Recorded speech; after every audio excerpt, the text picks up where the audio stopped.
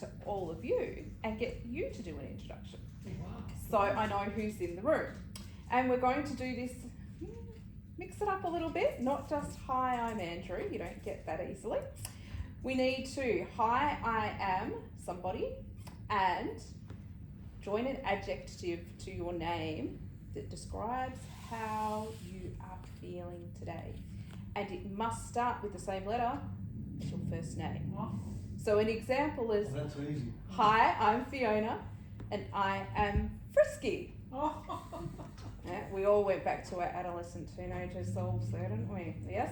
All right, we'll go around the table. Hi, I'm Dora and I'm a J-Ho. Laura and what? Dora, Dora? J-Ho, I don't know. I'm Peter and I'm perfect. Oh, you've taken mine. Yes, and we can't have repeats, you can't cheat. Hang up the rules and go along. So Dora's good because she started off and no one gets to steal hers when we're on a winner. I'm Daniel. Dandy. Delicious. Daniel's dandy. I'm Andrew and I'm trying Don't to say asshole. Yeah, we know. Stolen your thunder. You're awesome. You're Anxious? Awesome. I wanted to do something tired, but I was. Just say you're awesome. Awesome. Now, I've done yours, you could do mine. I'm Stuart and I'm special. Yeah, I agree. That's true. You'd agree. So would you. Well, it's another Peter, so we can call it Peter Perfect too. No. Precocious. Andrew. I've got one on. Oh, You could say Peter pathetic. Hey, Lay. Who are you? Lay. hello, Lay. Hi, I've been travelling a lot. Going to be travelling a lot this year too. My name's Lai. I like you all. That's a good one. I like your one. Lay's likeable. There you go. Okay. G. So this is testing whether they're actually there or not. No, G's not there. Not G's there? in the kitchen cooking. Or still on mute. Yeah, he's on mute, but yeah. Shall I A go? bit too shy. Okay, and Paul, pleasurable. see, and he has to come up with one every single time, and I'm really harsh and I make him come up with a different one each time he comes to be my support person, so he's got hard work with that one. So, tonight we're here to speak about resilience, mental health, and overcoming negative thoughts. And you may wonder, who am I to speak about this? So, I'm going to take you through a day in my life. And I'm going to get you to all cast your mind back to this morning. And I'm going to get you to close your eyes and imagine laying in bed this morning. You're warm, you're comfortable, you're safe. Maybe your partner's next to you, or your puppy dog, or kitty cat, whatever floats your boat. And we're going to start our day a little differently to what we normally do. And today we're starting our day with blind resilience. Now, what is blind resilience, you may wonder? No, it's not the fun I've had too many wines on a Friday night kind of blind, although we all have experienced that one. It is living our life through our other senses, assuming that we are no longer able to see. So that alarm goes off. We're reaching out. Where's that alarm clock? Whoops, it fell off the side of the cupboard, but that's okay. We're tough, we're resilient, we can find it. There it is, turn it off. It's time to leap out of bed. Into the bathroom you go. Look in the mirror. It's a fantastic day, aren't I gorgeous? Oh, that's right, can't see. That's all right. You know you're gorgeous, it's fine. Time to brush our teeth. We grab the toothbrush, grab the toothpaste. Now, like everything else, brushing your teeth when you're blind is a little bit of a different experience and maybe a little bit tricky. It's okay, you've just spilt the toothpaste everywhere, but that's fine. You smell minty fresh, you don't need to worry about your perfume today, we're all good. It's now time to pick out our clothes. Off to the wardrobe you go. Little knowns to you, you're grabbing your purple shirt and your orange pants, mismatching socks. That looks good. It does, it looks gorgeous. No, in fact, you look like an idiot, but that's okay because you can't see yourself and you can't see the other people looking at you either, so it's fine. Just live in that little bubble, yeah? So time to make our morning cup of tea or coffee. Off to the kitchen you go, hoping that somebody has not left the vacuum cleaner out or their shoes in the hallway. And hopefully the dog's not there waiting for you to give him his morning treat so you can fall over him as well. Turn the kettle on, grab your favourite coffee cup, not grandma's vase, make sure it's the cup. And I do suggest making your cup of coffee on the sink. There is a reason for this that we will get to later on. While the kettle's boiling, pop your tea or coffee or whatever your chosen thing of the morning is into the cup. Wander off to the fridge to grab the milk. Warning, orange juice comes in the same container as the milk. Don't grab the orange juice, it's not a good way to start your day. We've now got our milk, the kettle's boiled, we're back to the sink to make our coffee. Carefully pouring in that hot water, don't burn yourself. 3rd-degree burns are not a good way to start the day either. Make sure you don't overflow the cup. Now carefully pour milk in. Again, making sure you don't overflow the cup. Now this is why we do it on the sink, because sometimes this practice can get a little bit messy, but that's okay. Put everything back away. And I want you to open your eyes now and imagine taking a sip of that morning cup of tea or coffee. Ugh, the most disgusting cup of tea or coffee that you have ever made. You've got an almighty mess to clean up, and after dressing yourself, brushing your teeth and putting that toothpaste all over yourself, not to mention the episode with the alarm clock, you are now exhausted and are just ready to go back to bed. But no, it's time to go and face the rest of your day. Now this is the beginning to my day every day, maybe not with so many catastrophes, but I've had to learn how to do things with the equivalent of my eyes closed. I've been legally blind since I was born, and I've had to navigate through life with various bits and pieces that have come along in my mental health journey.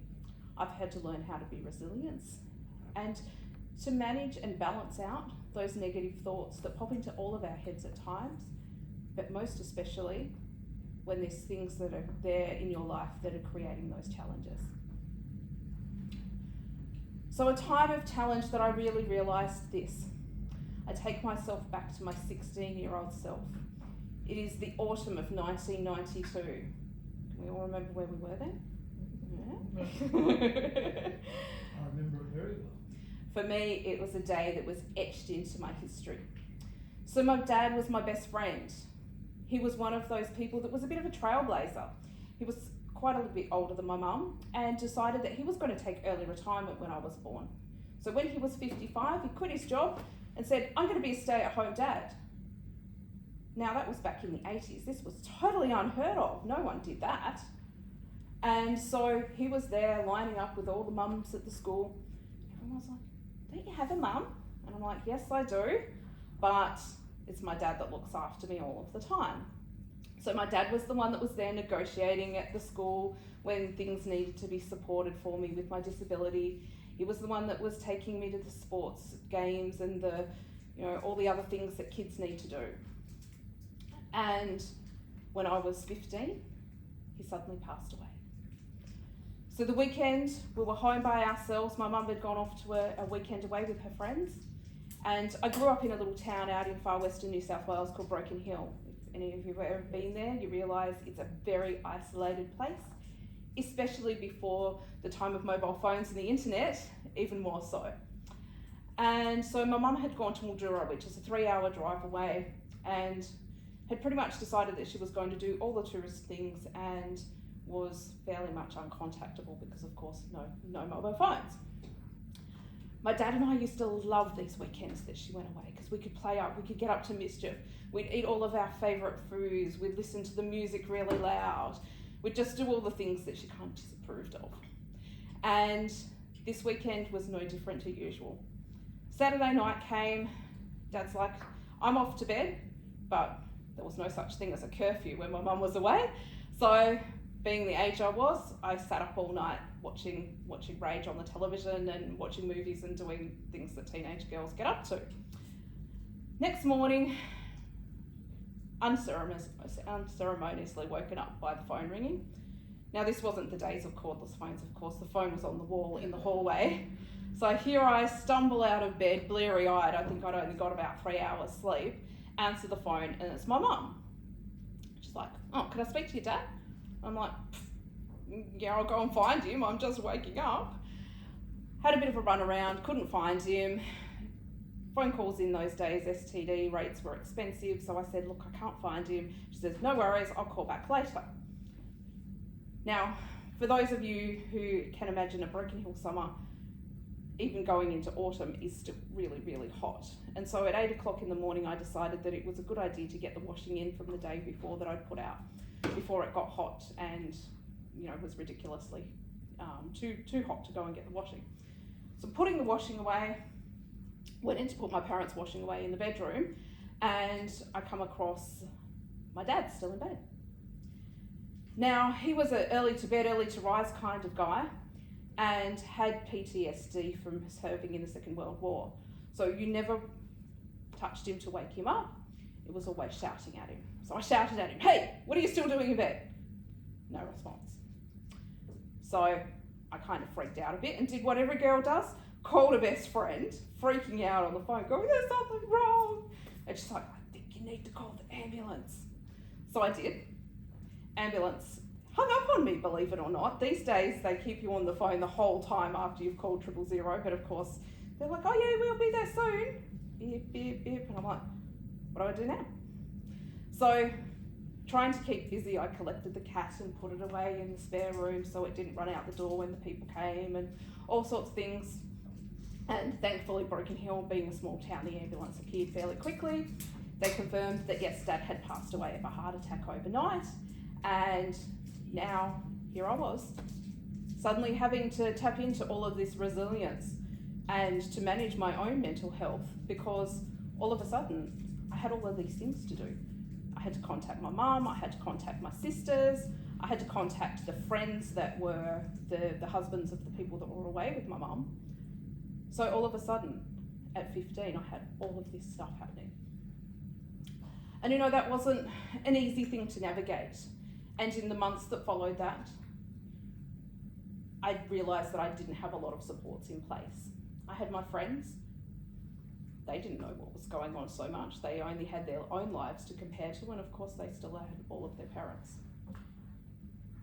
My mum was dealing with her own grief. My siblings had all gone back to the various places of the country that they lived in, and he left me pretty much by myself. I got to a point where my mental health really suffered, and I probably should have been considered to be clinically depressed, I guess. But again, it wasn't something that we were aware of in those days. And so I was dealing with the grief from my dad passing away. All of those things that happen to us as teenagers, that carving out your own identity, working out what you're going to do in life, managing that with a disability and working out what I was going to do with a disability, and having, I guess, you know, different prospects, or prospects that I didn't even know existed. It was more filling that prophecy of, you've got a disability, you can't do anything. In fact, following those other people's expectations of us in life. And I wonder how often we follow those other people's expectations. And for me, that expectation was that I was probably going to kind of amount to nothing and live off of Centrelink for the rest of my life. So from there, life had to take a pretty swift change. And it took literally leaping out of an airplane to do that. So the year afterwards, I had an opportunity to enter a radio competition. And in Broken Hill, This is a thing that doesn't come along very often. Some people had come from Adelaide to try and promote their skydiving, hoping to sort of, wrap up a bit of extra business in Broken Hill. And so the local radio station offered a competition. How is skydiving going to change your life? And I entered, and surprise, surprise, I won. And the day I did the skydive, I wasn't scared about potentially dying because I'd already thought about that and taking my own life. So the prospect of the parachute not opening or any of those things didn't actually seem that scary.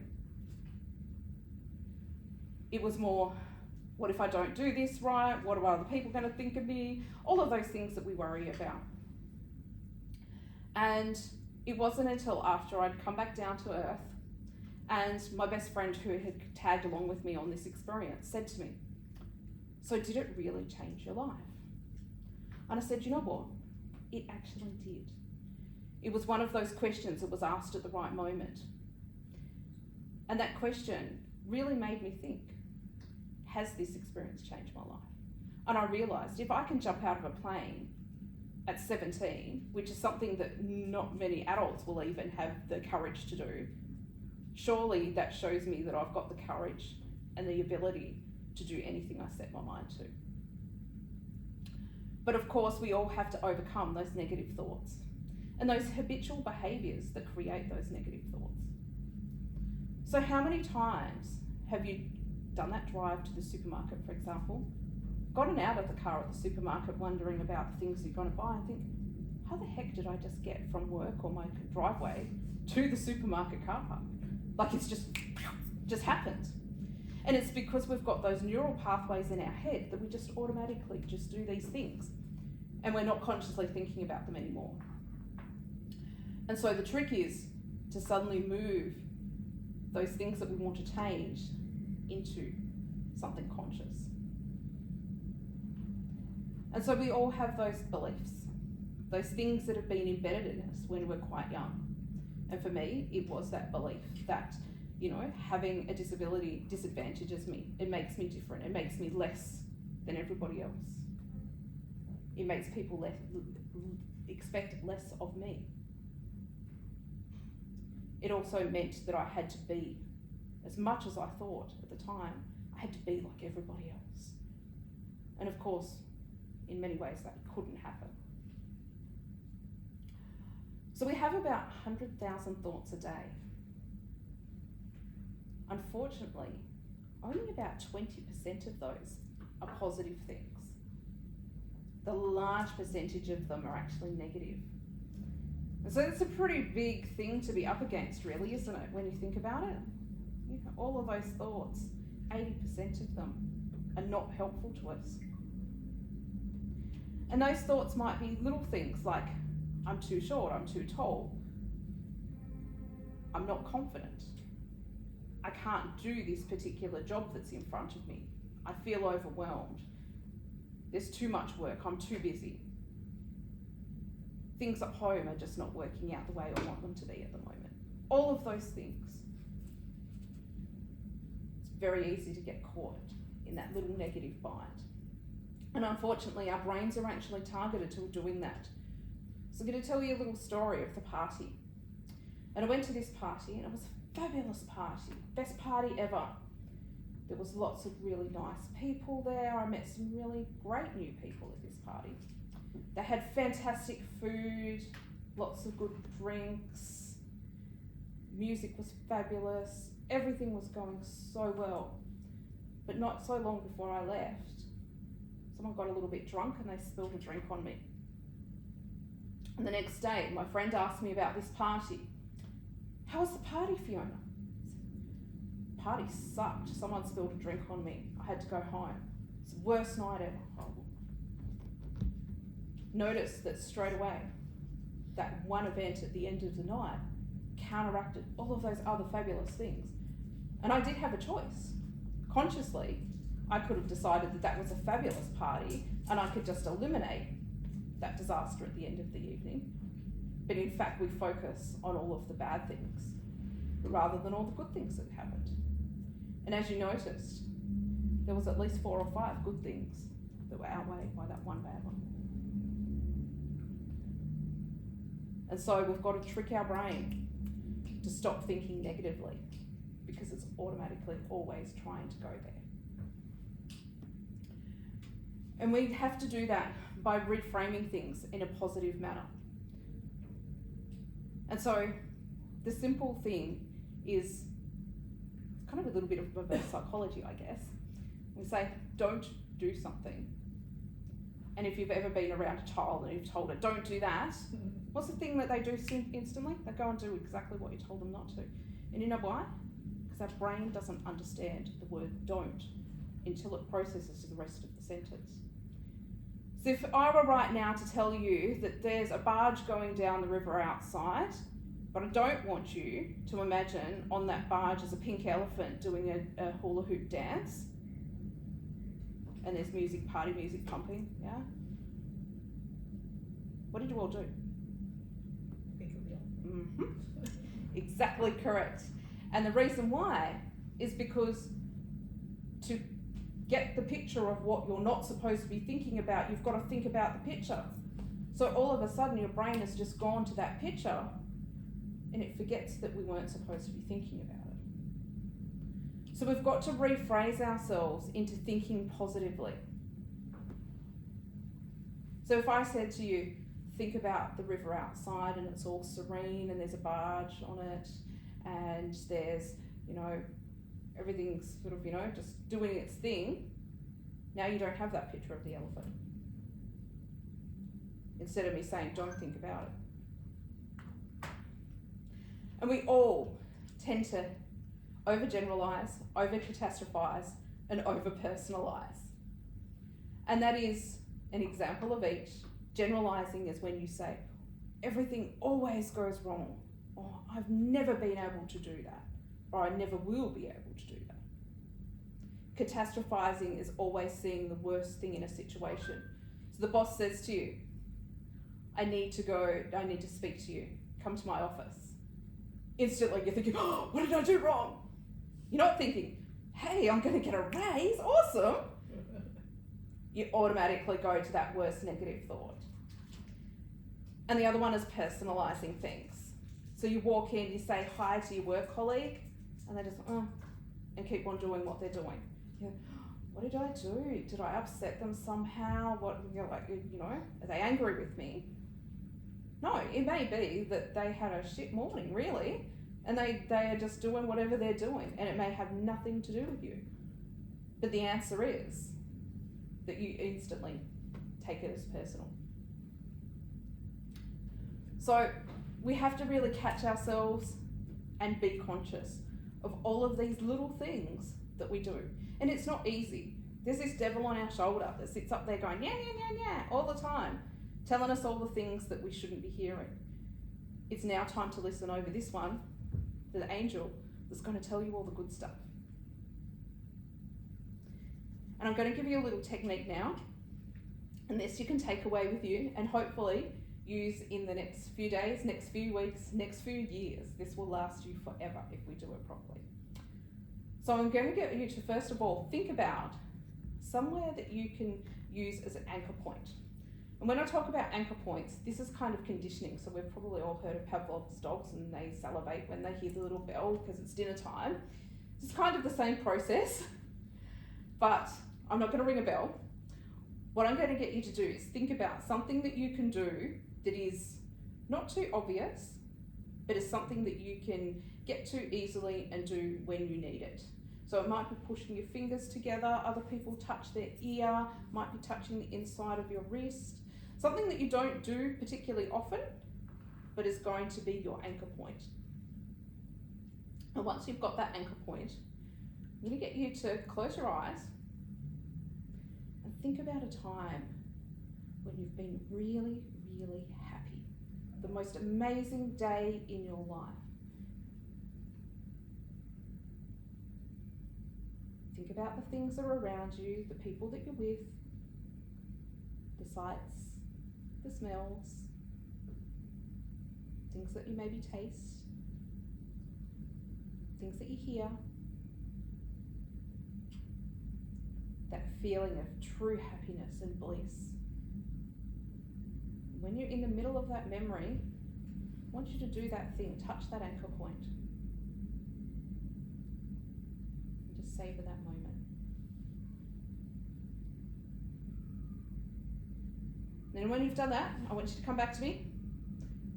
I want you to look up to the ceiling. Open your eyes, obviously. Look up to the ceiling.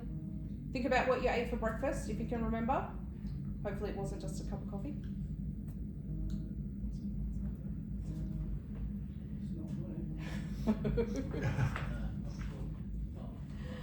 It's alright, I wanted you to break state, so the phone call just did it for us. That's a constant thing. It's calling you. Still young. Okay, now, Sorry, that's just okay. vibrate. Yeah, but you think if you kill it, Most my of them phone's still too vibrate. low. that's perfectly fine, because I actually wanted you to come completely out of that exercise before we go back into it, so that was perfect. The universe helped me then. So now I want you to go back and do exactly the same thing again. Think about another, so the second most happy experience of your life. And again, thinking about the time, the place, the people, the feeling of happiness, the sights, the smells.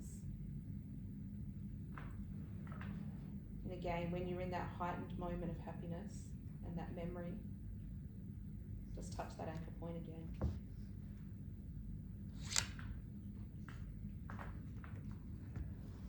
And then when you've done that, open your eyes, look around, stick your tongue out at the person that's opposite you. For those of you who are online, stick your tongue out anyway. Alright, one last time, we're going to go for your third most happy experience. Hopefully we've all got 3. I was going to say, what if you don't have to? I'm trying to think of 2.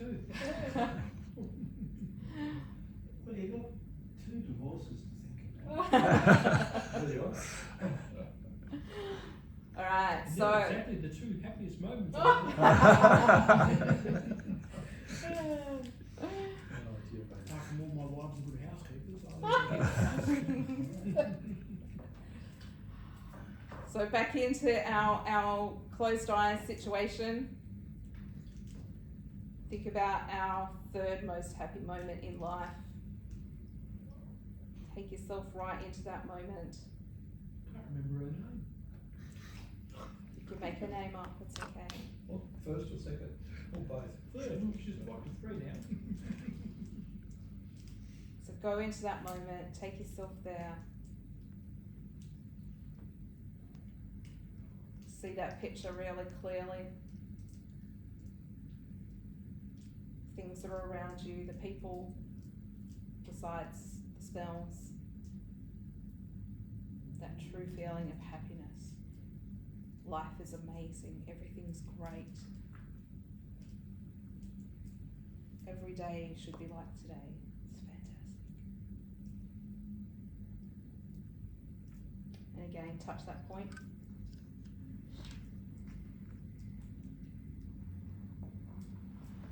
And come out of that exercise, look around. And I want you to now just touch that point. And you should have a remembered feeling of happiness. It's a very interesting exercise. And if it hasn't worked perfectly for you where you are now, you can actually do this for yourself at home. So you can either memorize something from the past and touch your anchor point, or as something happens in your future, you can touch that anchor point.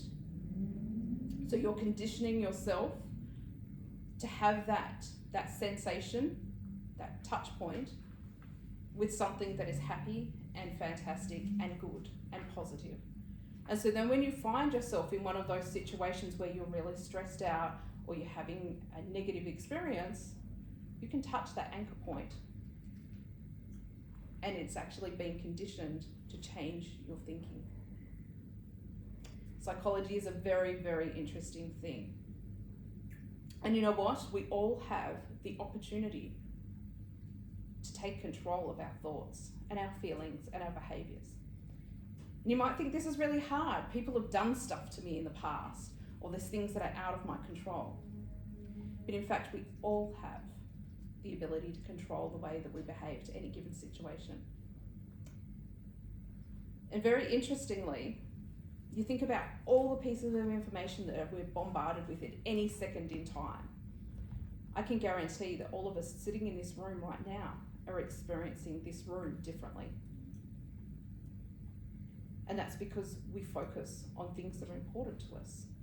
And our brain doesn't have the capacity to take in all the rest of it. Subconsciously we are, but the rest of our stuff that's happening around us just disappears. And so we're choosing what to focus on. And a perfect example of this is if you've ever thought about buying a brand new car, and all of a sudden you've decided that I'm going to buy a C63 in black, and it's going to be the hottest thing ever, and I can picture myself driving in it, and it's going to be fantastic, and I'm nearly there with my savings account. And then all of a sudden, every time you go somewhere, that's all you see is an AMG C63. Every time you go out, there's one, there's one, there's one. And it's not that they're any more popular than what they were before. It's just that all of a sudden your brain is suddenly noticing them. Where before, that was part of that information that just got filtered out. So you have the choice to focus on things. And so instead of focusing on all those negative things, let's start focusing on the good stuff. On the things that you want to happen, your goals in life. The things that you're grateful for right now. And if you're not sure how to do it, think about how somebody else that you know that has been successful at that goal or that particular thing, how do you think they've done it? And maybe you can ask them, or maybe you can just observe, or maybe you can even just put yourself in their shoes and imagine, what is it that they've done? And think, if I keep on doing the same things that I'm doing right now, is that going to make a difference to my life? What happens if I keep doing those same things? Or what happens if I suddenly change them? And we do have the ability to make lots of changes. We have the ability to stop thinking that we're unworthy, that we're unlovable, that we don't belong, because they're the things that are normally associated with those negative beliefs. And it's not to say that we're not going to come across times of harshness and difficulty in our lives. Of course, I explained the situation with my dad. You know, at 15, that was pretty tricky. But we've all got the ability to bounce back from those situations, and we've all done it. So just take a moment and think about the situation in your life that you think you've navigated through. Something that was really tricky, and you've come out of the other side of it. And I guarantee there was a positive there somewhere. That silver lining in the cloud. It might be that you lost your job, but then you got a better one. Or you got to go on a holiday that you would have never taken. It might be that you've realised from a particular experience that you're stronger than you thought you were, that you had different skills to what you think you did. Every time we experience hardship and challenge, we automatically adapt. And it doesn't mean that dealing with that situation is easy, but we all do come out of the other side. And it does take a few things that you need to do. One of those things that I suggest is having a toolkit. Now that toolkit can exist of all sorts of different things, and I do recommend that you have at least 3 things in your toolkit. And it is things that you can do when you notice yourself going into that slump, into that slide, into that time where you're going, oh my gosh, I'm not coping. Now that might be listening to music, it might be watching your favourite movie, reading a book, catching up with somebody who's your support friend, might be watching something funny, might be going for a run, journaling, whatever it is that ticks your box and puts you into that state of happiness. It's really important to know what those things are. and to think about them now so you can rely on them when you need them at the times when you maybe don't have that capacity to be stopping and thinking about how do I get out of this. So to have that idea about what those things are. And it's about reframing and reassessing our situation and knowing that tomorrow was another day and we do have the ability to cope even when we are faced with those really tricky situations. And that we are the ones that are in control of our own lives. It doesn't stop us thinking about negative things. But if we consciously start thinking and listening, kind of doing the pub test, I call it, like, how real is it? And if you told your mate at the pub, would they call you silly for trying to think about those things? And say, hey, no, that's not right. Because we're all our harshest critic ourselves. And so when you catch those negative thoughts, and for the next week or so, I want you to be really conscious of them. Every time that little devil starts talking in your ear, just catch it out. Say, hang on, is that actually real? And when you realise that what it's telling you is probably not real, replace it. Replace it with something good. Replace it with something that's meaningful to you. And this is where we come to our pieces of paper. So for those of you online, I'm going to get you to just grab a piece of paper and a pen. But for those in the room, you've got a notepad there and some pens. And we have a list of our top 5. So I am going to give you a couple of moments to write down what your top 5 things are. Now, these are the things that give you joy, that bring energy into your life. They're the things that make you happy. They might have been one of the moments that you remembered in that previous exercise. The things that you love doing, the things that you want to be remembered for. Remember, we're only here for a good time, not a long time, and so we want to do the things that we love. And so when someone's saying your eulogy, they'll say, this person was fabulous and they did all the things that they loved. They did this and this and this. And they're the things that I want you to put on your list. I'm going to give you a moment or two to do that. And I really don't want you to overthink it too much, because the more we think about this exercise, the harder it gets.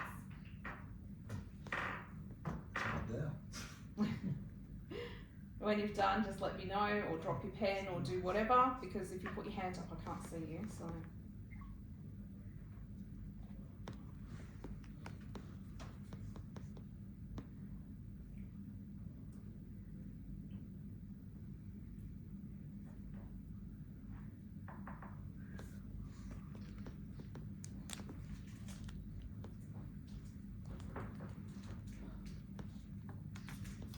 Alrighty, and as we finish up, I'm going to get maybe 2 of you, and 2 volunteers to share what their list is. Now, I'm very unoften surprised by people's lists, so if you've got something amazing on there that you think no one else would have ever told me, please share. Oh, me. Yes? Go for it. The thing is, when I get to my 5th one, I think, no, that should be number 1. You know? So my 5th, got 5. yeah, well, I struggled. But my 5th one, I put family time, spending time with family and loved ones. Yes. So then you stop and think, but now that should be number 1. But there's no shoulds in life. Yeah, this is the exactly. thing. That's right. So, but as number 1, I put riding my Vespa and feeling the wind in my face. Beautiful. I love that. There's nothing better in the world. Second thing Yes, is there is. walking. Go. Having a real motorbike. What, sex? No, motorbike. Better cross the one I out. was going to say, what's that? Vespa is a real motorbike. No, Of course it is. Turn and tell me. Oh, God. Second thing is walking, feeling the wind in my face. Right? The third thing, flying, going to a destination. You know, I love sitting in an aeroplane, knowing I'm going to get to where I'm getting to. You know, and having the flight attendants bring me my food and bring me as much wine as I can handle, and chilling out and watching as many movies as I can, or reading a good book or something, knowing that when I get there, I'm going to chill and enjoy myself. The fourth one is eating at my favourite places in the world. Different restaurants all over the place, eating. And then of course family time. Beautiful. I really like your list. I think I might steal some of those things. Fine. I really like it. Fine. You're not copywritten. Anybody else want to share? No, they're all shy. Yeah, no, we've all gone silent now. We're at the tail end of a long day. Is he not 5? Or? I'm nowhere near it. Okay. You've got 5, I can see it. I am 5. But 3 of them overlap with Peter's. That's okay, because as I said, I'm very unoftenly surprised by people that come up with something unusual, because we all tend to hold the same values pretty closely. So I thought I put family at the top. Same here. Liars. Number 2, I put pets. I guess dogs and Mhm. I had my wife and cats and things. I like sports, so I put that, whether it be playing or watching or things like that. Yep. I enjoy travelling, so similar Mm-hmm. to Peter. And I don't have a Vespa, but I have a I don't know what bike I've got at the moment, but a cycle. I cycle. Okay. So again, kind of riding, Yes. push bike, Yeah. getting the wind in the hair, getting Mhm. free from other. Well, it's okay if you've got hair, of course. Have to wear a helmet. Well, you got a helmet on, so that's right. Safety first, hey? Alright. I manage to struggle to get 2 at the moment. What? Oh, yeah, well, it depends. See, I have a different view. Like, the number 1 was visiting family and friends. Now, that to me incorporates travel Mm-hmm. and family, because I've got a son who lives in London, Mhm. etc. So it's a combination of factors. The second one was if I had hair. Don't you laugh, Baldy? That's why I'm You because all your hair's growing on your face, not on your head. Yeah, well, this is true. That's another story in itself. And the other one I had is I have a convertible, a car. Ah, beautiful. So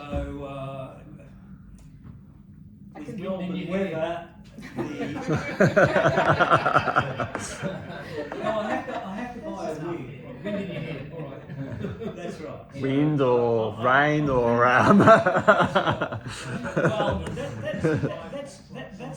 that's the real problem. The biggest fallacy you have with a convertible is actually being able to enjoy it, because 9 out of 10 times you're around the city, and so you end up going from point A to point B. The reality is you can't leave your car with the top down while you go and do the shopping. You come back and the car's not there anymore, and all of those sort of Why things. ride a Vespa? No one's going to steal a Vespa. Yeah, but someone park will it anyway. steal a motorbike. That's a real motorbike. Not to get there any quicker on a real motor. Oh, yeah, but I'd be embarrassed. I found when I had the convertible, Stuart, if it's too sunny or too hot, you kind of, if you were going somewhere you're going to get caught in traffic, you didn't want to be driving with the top down. You'd Yeah. end up getting No, I just press a button and up comes the roof all by itself. See, mine It's got was a aircon. manual once. So there's the trick. When we get our convertibles, we all have to make sure that they're automatic ones, yeah. Well, actually, if you want to think, I do have a negative thought with the convertible. We were supposed to banish all of these negative Well, thoughts, yeah, but that's it's- okay. I am a practical sort of person, so it's not a negative thought, but it's a doubting Thomas type of stuff. Because it's all fully automatic and you press one button and it just does it and folds everything up neatly at the back of the car, it always scares the hell out of me that it's going to jam and halfway up, halfway down, and the car's immobilised. So, Sell the spaces of the side. Has that happened? no. So why do those thoughts come into your head? Well, because it's the most obvious. Too much negative. Well, look, Yeah. I used to have another car that instead of instead of it being a convertible, it's one of those, roof things, the roof sunroof, etc. Now that did ugly things from time to time, and of course, then you have to get out the manual, and then you have to work out how to hand crank the thing, and all of that. So that always plays Just a poor part. choice in motor vehicles, that's all. Huh? Just poor choice in motor vehicles. I don't think so. Should have bought a Vespa. When it I'm rains, gonna sell it to you, Chuck. yeah, what do you put up to protect I you? don't ride when it rains. I've been caught in the rain far too many times, so I've learned. When it rains, I drive the car. So You I can't think drive me. we've definitely got a theory here of we love doing things where we can experience the outdoors in wind in our hair. So for those of you who didn't write the whole lot of your list, you've got some homework because I want you to think about the rest of that list and it needs to be written. Let's say by this time tomorrow you've got 24 hours to complete that list. And the list needs to be put on the fridge, put on the back of the toilet door, put in the car, I don't know, wherever you're going to look at it, because I want you to reflect upon that list and think about how much time you're actually spending doing those things that you're doing. Because we all get caught in the get up, go to work, come home, feed the kids, feed the pets, take the dog for a walk, do the things, and then you collapse on the couch for half an hour, you're snoring and someone's telling you it's time to go to bed, turning all the lights off around you. But I am working when I'm doing all these things. So I'm gonna stop. think about spending more time utilising those unique gifts, those unique talents, those things that make you happy. Because all the rest of the stuff, in the end, although we do need to work to put the food on the table and go on our holidays and support the things that we want to do, it's kind of inconsequential when it comes down to the amount of happiness that it gives us, the amount of positivity it brings into our life, and the amount of energy that it gives us to do all of the things that we have to do on a day-to-day basis. So really think about that list, how important those things were to you to put them in your top 5, and then how much time you actually spend doing them.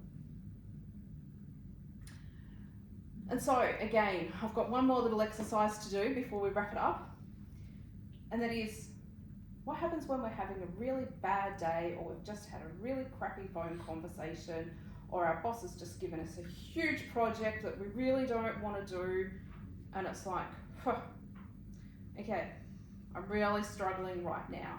What can I do right now to make me feel better? So jump on the Vespa. Do. Open up a bottle of good wine.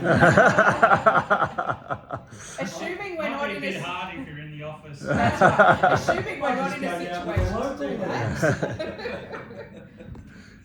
The easiest thing that we can do to make ourselves feel better Jump on the Vespa. is It's raining. Oh. Get the car to take me somewhere. we're going to smile. Now you might think, oh my God, like I've just had a really terrible experience. Why would I be smiling? I want you to do it now. Just smile really big with your teeth. I'm This assuming is you're all all about doing this because I can't endorphins, see isn't it? you, but I want you all to smile. Now, I at the don't know teeth, so better put them in. At the beginning, They're in the Vespa. I'm sure that felt really fake. When someone tells you to smile, especially when you're doing it for the camera or whatever, it's like, oh my God, and it feels really weird. But in actual fact, you would notice the longer you just did that exercise, the more real it felt. There's a reason for that. We use the same muscles when we're smiling genuinely or we're not smiling genuinely. It's the same thing. Like our muscles are still doing the same thing. Remember our neural pathways in our brain, that habit, those things that we do subconsciously? As soon as we use all of those muscles, you're conditioned in your brain to think happy thoughts. Yay! Unicorns, rainbows, bottles of wine, Vespa trips. all of those things come from that conditioning of smiling. It will make you feel better. It will make the people around you feel better, because when you see someone smile, all of a sudden you think, oh, well, maybe things aren't as bad as they are because somebody else is smiling.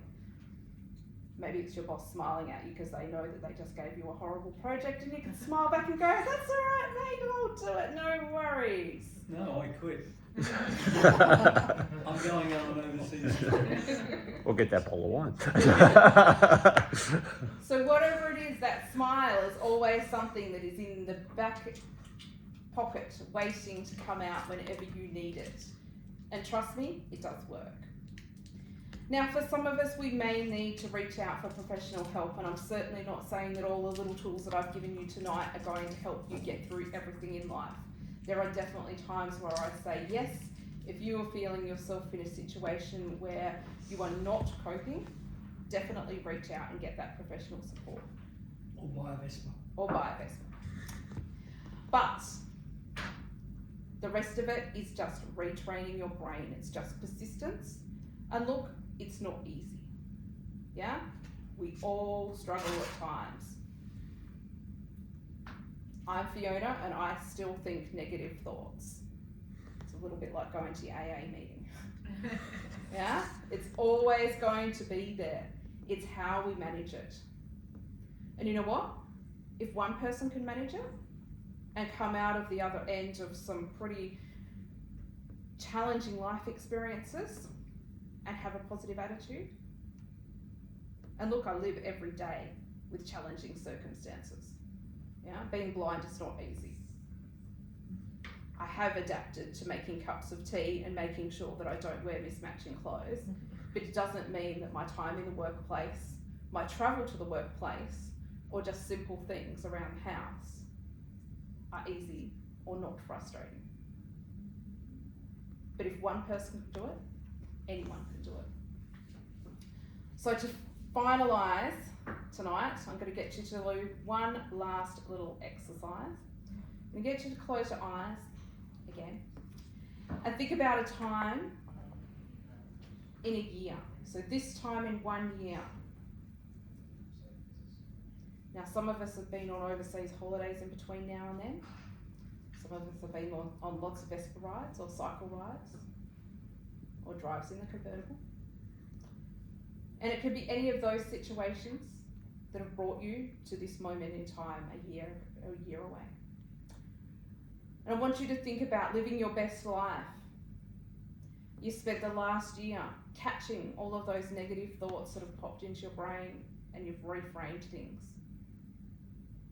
You've taken a conscious effort to focus on the positive things, the things that are working well in life, the things on your list you've spent heaps of time doing, and they've brought lots of pleasure and happiness into your life. You're grateful for where you are right now. And I want you to really take a moment to snapshot that picture and that feeling that comes with that. And then bring it back to this moment and open your eyes and know that you can achieve that. You can achieve your goals, you can achieve your dreams. And whether you do it with your eyes open or your eyes closed, it is possible. You're the one that's in control. You get to make that choice. And that's it. Very good. Now I am